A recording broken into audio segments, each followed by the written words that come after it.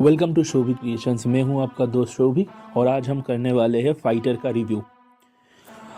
बॉलीवुड में अगर आप पिछले कुछ सालों में कुछ मूवीज़ देखें जो नेशनल इशू और रिलीजियन के नाम पे बहुत अच्छा चलता है, ठीक है, कश्मीर फाइल्स ले लो, केरला स्टोरी, गदर 2। पर ये सब मूवी जब बनते हैं ना, तब डायरेक्टर्स कुछ चीज़ें भूल जाते हैं, जैसे कि एक्टिंग, वीएफएक्स, डायरेक्शन, इन सब की धज्जियाँ उड़ जाती हैं। कुछ मूवीज़ ऐसी है जैसे कि आदिपुरुष, राम सेतु, तेजस, वैक्सीन हॉल। इन मूवीज़ को लोग भगवान के नाम पे भी लोग थिएटर में नहीं जाते देखने के लिए। एक वैसे वक्त में सिद्धार्थ आनंद ऐसा डायरेक्टर, उनके पास क्या था? उनके पास उनको 250 रुपये थमा दिए जाते हैं और उनके पास क्या था, क्या है इस मूवी को हिट बनाने के लिए? उनके पास top level actors Hrithik, Deepika है, पाकिस्तान है, मुजाहिदीन है, पुलवामा है, बालाकोट है, पॉलिटिक्स है, नेशनलिटी है, रोमांस है, सब कुछ है। पर इन सब कुछ रहने के बाद एक 3 घंटे का एक कमर्शियल सक्सेसफुल फिल्म बनाना आसान नहीं है। अगर सिद्धार्थ आनंद चाहते तो आज वर्सेस देम का जो पाकिस्तान का जो कार्ड है, आज वर्सेस देम, ये भी खेल सकते थे।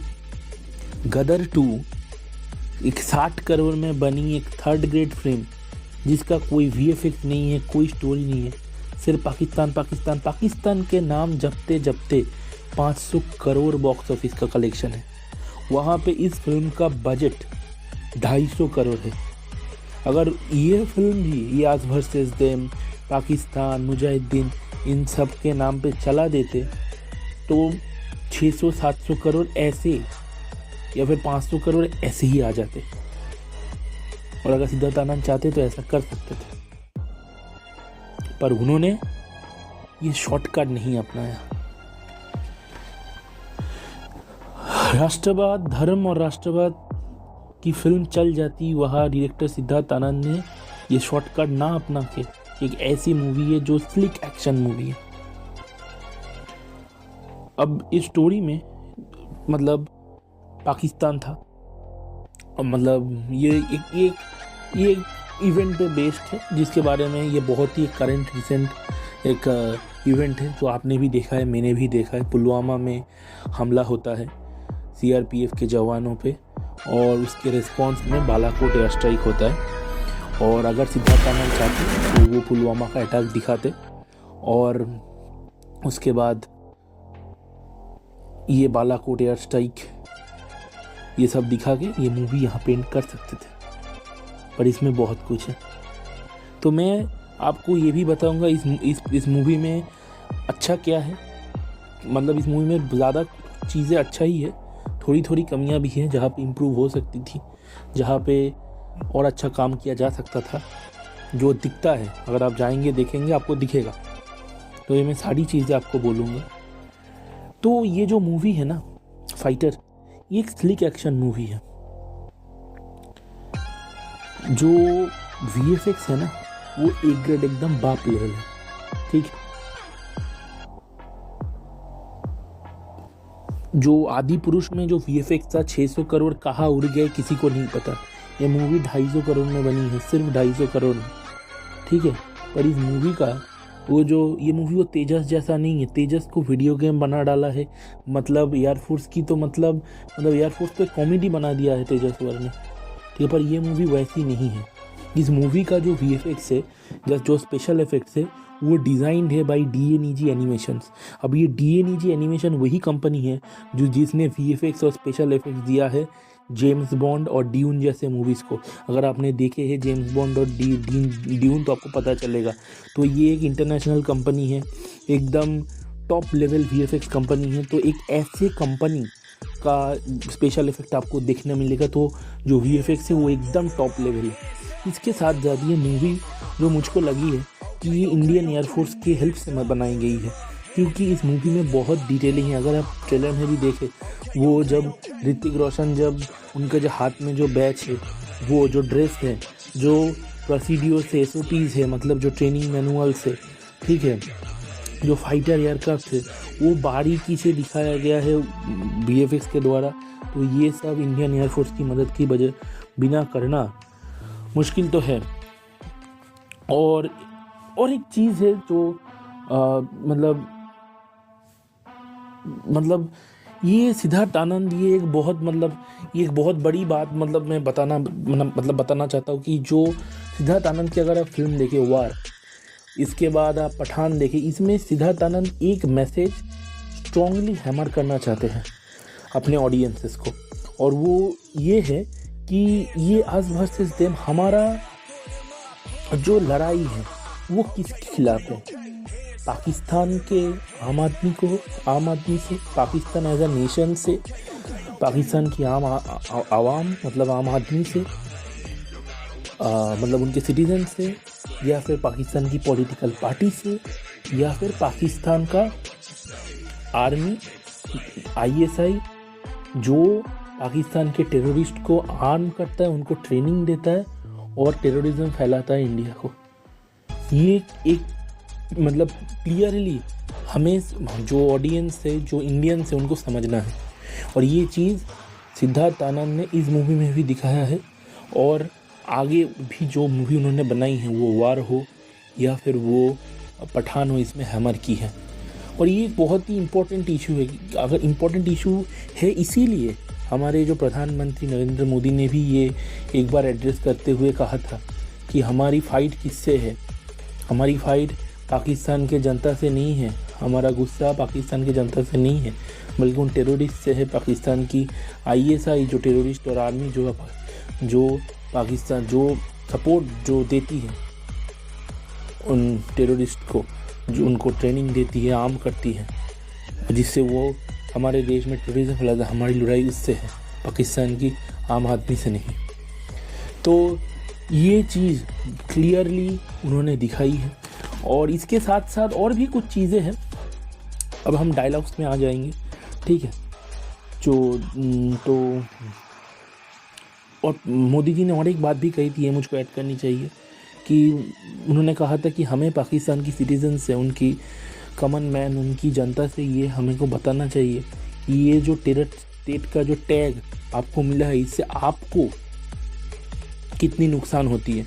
एक डायलॉग मुझको याद आ गया, अगर आप सिम्बा देखेंगे, वहाँ पे टेररिस्ट को रणवीर सिंह कह रहे हैं कि तुम लोगों की वजह से तुम्हारे तुम कोई टूरिस्ट तुमको विजिट नहीं करता, क्रिकेट नहीं होता, कमाई नहीं होती, सिंगर्स बैंड है, एक्ट्रेस इंडिया बैंड है, जो कमाई तुमको हो सकती थी वो नहीं होती, और इसका मूल कारण है टेररिज्म।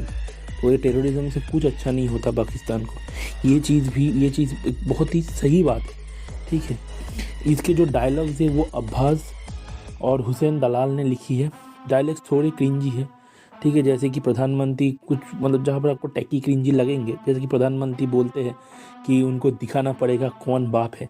तो किसी भी देश का प्रधानमंत्री ऐसे बात नहीं करता, हमारे देश में भी ऐसे नहीं करते और करना भी नहीं चाहिए। पर उनको सिद्धार्थ आनंद, अब्बास, हुसैन दलाल, इन तीनों को ये पता है कि ये मूवी मास मूवी है, कमर्शियल मूवी है, तो लोग इस ऐसे डायलॉग्स पे तालियां मारते हैं, ठीक है। जहाँ पे ऋतिक रोशन बोलते हैं, ऋतिक रोशन बोलते कि फाइटर हूँ, झगड़ा करता, फाइटर हूँ, जंग करता हूँ, लड़ाई नहीं, ठीक है। और एक अनिल कपूर का भी एक डायलॉग है। ये सब बहुत कुछ डायलॉग आपको ट्रेलर में, टीज़र में भी मिलेंगे, कुछ डायलॉग्स आपको मूवी में जाकर देखना पड़ेगा। जैसे कि अनिल कपूर कहते हैं, जंग में हार जीत होती है, मैन ऑफ द मैच नहीं होता। क्योंकि इस मूवी का जो मैन ऑफ द मैच है, वो ऋतिक रोशन का जो स्टाइल है, वो एक ऐसे है कि वो मैन ऑफ द मैच बनना चाहते हैं, एक ओवर कॉन्फिडेंट, और पर वो एक्सपर्ट पायलट भी है, एक फाइटर एयरक्राफ्ट को कैसे उड़ाया जाता है, और उनका कॉन्फिडेंस, उनका वो इतने ब्यूटीफुली उसको मैनूवर करते हैं, and that is he is the man of the match actually. वो गुरूर है उनमें। तो और बहुत स्ट्रॉन्ग डायलॉग्स है, जैसे कि तू ऋतिक रोशन बोलते हैं, तू आतंकवादी है, तू अपने आप को शहीद मत समझना, ठीक है। और एक बार और जो लड़ाई करते करते वो कहते हैं, हर शहीद का गुरूर होता है, जय हिंद, ठीक है। ये ऑडियंस को चुभती है, अच्छी लगती है। और एक तो डायलॉग है कि जो पाकिस्तान करता है ना, वो अगर हम करने पे उतर है ना, तो हम पाकिस्तान ऑक्युपाइड कश्मीर बना देंगे, मतलब हम IOP बना देंगे, इंडिया ऑक्युपाइड पाकिस्तान, ठीक है। तो ये सब जो चीज़ें हैं ये बहुत ही हिट हुई है। ये बहुत लोग, मतलब जब हम भी सुनते हैं, जब मैं भी सुनता हूँ, ट्रेलर में भी ये है, ट्रेलर में जब सुनता हूँ अच्छा लगता है, बहुत पॉपुलर भी हो चुका है। और इस मूवी में और एक अच्छी चीज़ ये है कि ऋतिक के लुक्स, ऋतिक का वगैरह फ़ैन है, और Hrithik is the Greek God. उसका बॉडी, उसका डांस, इस मूवी में सब कुछ है, इस मूवी में सब कुछ है। उनका बॉडी, उनके डांस, अगर आप ऋतिक के फ़ैन हैं तो आप, ये मूवी आपके लिए है, ठीक है। उनके लुक्स सब कुछ दिखाया गया है। इस मूवी का जो स्टोरी है ना, इस मूवी का स्टोरी बहुत ही अच्छे से मतलब दिखाया गया। देख, अगर सिद्धार्थ आनंद चाहते, ये मैं पहले बोल रहा था पर मैं वहाँ पे स्टॉप कर गया, क्योंकि मैं ये आखिरी में बोलना चाहता था, मैंने वहाँ आधा ही बोला है। कि अगर आपको लगता है कि सिर्फ ये मूवी पे मैं स्टोरी तो नहीं बताऊँगा, मैं आपको कोई मतलब स्पॉइलर नहीं दूंगा, पर जो मतलब ये बताने से कोई फ़र्क नहीं पड़ता, पर आपको ये पता होना चाहिए कि अगर आप ये सोच के जाएंगे कि इंडिया, मुजाहिदीन और जो पुलवामा, मतलब जो CRPF पुलवामा में जो हमला हुआ, वो पुलवामा अटैक, उसके बाद जो बालाकोट एयर स्ट्राइक, अगर इतना तक मूवी है, ऐसा नहीं है। अगर सिद्धार्थ आनंद चाहते तो इतना कर सकते थे, जैसे उड़ी बनी थी, और तब भी मूवी अच्छी खासी कमाई कर लेता, हो जाता। पर सिद्धार्थ आनंद ने सिर्फ यहीं पे नहीं रुके, फर्स्ट हाफ में इंटरवल के पहले ये कहानी ख़त्म हो जाती है, तो इंटरवल के बाद जो फिक्शन है वो आ जाता है, वो इमेजिनेशन फिक्शन, एक स्टोरी होता है वो आता है। तो ये कंप्लीट पैकेज, जहाँ पे आपको रियल फैक्ट, रियल भी दिखाया जा रहा है, उसके बाद आपको एक फिक्शनल वर्ल्ड, एक फिक्शनल जोन में भी लेकर कुछ अच्छी चीज़ें दिखाई जा रही है। तो सिद्धार्थ आनंद ने इस मूवी पे, और सिर्फ सिद्धार्थ आनंद नहीं बल्कि हर एक्टर्स ने इस मूवी पे मेहनत की है, वो दिखता है। और ज़्यादा दिखता है सिद्धार्थ आनंद का डायरेक्शन, उनकी मेहनत कि कैसे उन्होंने मूवी को मैनेज किया है। इससे क्या हमारे इंडिया को, इंडिया के सिटीजन्स को, ऑडियंस को कुछ फ़र्क पड़ता है? हाँ, शायद पड़ता है। इसीलिए ही मैं ये इतनी सारी चीज़ें मैंने बताई है। जब आप अगर आपको पता नहीं होगा तो मैं आपको बताना चाहता हूँ, जो ओरिजिनल मूवी है टॉप गन, जब वो रिलीज़ हुई थी तो US में जो एप्लीकेशंस है वो 500%, मतलब मतलब US एयरफोर्स के जो एप्लीकेशंस है वो 500% जंप हुआ था, ठीक है। इंडिया में भी अगर इस मूवी को देख के बहुत लोग एक्सपायर करेंगे इंडियन एयरफोर्स में जाने के लिए। इस मूवी में एक चीज़ बहुत अच्छे से दिखाई गई है, हाँ शायद नहीं, ये कंफर्म है कि एक फाइटर, एक एयरफोर्स के फाइटर, एक एयरफोर्स का पायलट, उनकी ज़िंदगी इतनी ग्लैमरस शायद नहीं होती होगी। ऐसा नहीं है कि उनकी, मतलब यहाँ पे ऋतिक का लाइफ बहुत ही ग्लैमरस है, एक फाइटर का, और आप कह सकते हैं एक इंडियन एयरफोर्स के पायलट का, एक इंडियन एयरफोर्स के फाइटर का लाइफ इतना ग्लैमरस नहीं होगा। पर एक इंडियन एयरफोर्स के पायलट में के ज़िंदगी में जो रिस्क्स है, ठीक है, वो इस मूवी ने बहुत अच्छी तरह से दिखाई है। कि ये सचमुच, तो ये इसे देखकर, इसको एस्पायर करके, अगर मतलब एप्लीकेशंस, मतलब लोग चाहेंगे, और बहुत लोग चाहेंगे कि इंडियन एयरफोर्स में जाने के लिए, तो ये देश के लिए भी बहुत अच्छी बात है, ठीक है। ये मतलब सोच को, लोगों की सोच को बदलता है कि आस वर्सेस देम। ये आस कौन है? हम इंडियंस। और देम कौन है? Them is the Pakistan army, the Pakistan terrorist, ISI, not the Pakistan common people, not the Pakistan as a nation. तो इस और भी बहुत अच्छी चीज़ें हैं, जैसे कि ये मूवी सोच बदलती है। किसकी सोच बदलती है? कि वुमेन पार्टिसिपेशन फ्रंट लाइन में ज़्यादा होनी चाहिए, ये उन्होंने देखी है। अब और एक पॉइंट मैं बताऊंगा आपको, ये मतलब अच्छा पॉइंट है, मतलब अच्छा पॉइंट नहीं है, ये आप डिसाइड करेंगे। जिन्होंने टॉप गन जो देखे हैं, टॉम क्रूज के फ़ैन हैं, उनको ये पता चल, मतलब ये उनको ये मालूम है कि ये मूवी में बहुत कुछ चीज़ें कॉपीड है। गेटअप पूरा का पूरा कॉपी है, ट्रेनिंग मैनुअल्स कॉपीड है, फाइटर जो मैनूवर है, फ्लाइट मैनूवर, वो भी कॉपीड है, कोबरा मैनूवर कॉपीड है। मतलब टॉप गन में भी दिखाया गया हुआ है कि कोबरा मैनूवर सिर्फ मतलब टॉम क्रूज को आता था, मैवरिक को आता था, और उसी से जो ओपोनेंट है वो हारता है। यही पे भी वही दिखाया गया है कि सिर्फ ऋतिक को ही आता है ये कोबरा मैनूवरिंग, और उनको तो आता ही नहीं, वो नहीं कर पाते और वैसे ही हद, मतलब बहुत कुछ चीज़ें मतलब यहाँ पे कॉपीड है। तो ये मतलब ये करना भी बहुत मुश्किल चीज़ है, पर ये उन्होंने किया है। तो मैं ये नहीं कहूँगा कि अच्छा है बुरा है, ये आप डिसाइड करेंगे। तो ये कंट्रोवर्शियल पॉइंट है, क्योंकि बहुत लोग कॉपीड चीज़ों को अच्छा नहीं सोचते, ये आपके ऊपर है। पर इस मूवी में कुछ प्रॉब्लम्स भी हैं, जैसे कि पब्लिक मूड को एक्सप्लॉइट ये तो करता है, जो डायलॉग्स है, और अस वर्सेस देम पाकिस्तान का कार्ड तो इस मूवी ने भी खेला है, ठीक है। राष्ट्रवाद, अस वर्सेस देम, ये कार्ड तो उन्होंने खेला, जिससे लोगों का इमोशंस जुड़ा है, वो वहाँ पे इन्होंने स्ट्राइक की है, जिसके कारण लोग इसे पसंद करें।